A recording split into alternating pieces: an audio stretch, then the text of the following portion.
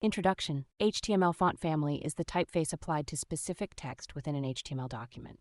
CSS font family property in HTML5 is used to specify the font families. Fonts enhance the aesthetics and readability of a website, impacting user engagement and experience. Understanding font family in HTML5 is a set of fonts with similar design characteristics. Each font within a family includes different styles such as italic, bold, condensed, etc. Browser picks an available font that best matches the specified style. Using the font family property, CSS font family property specifies the font for an HTML element. You can declare one specific font or a list of fallback fonts. Fallback fonts are used if the browser does not support the first specified font.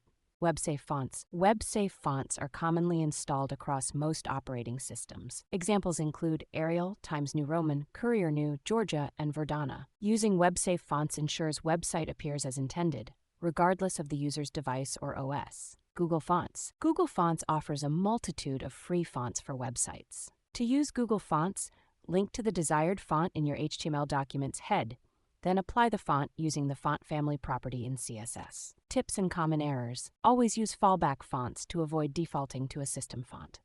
Use quotation marks correctly.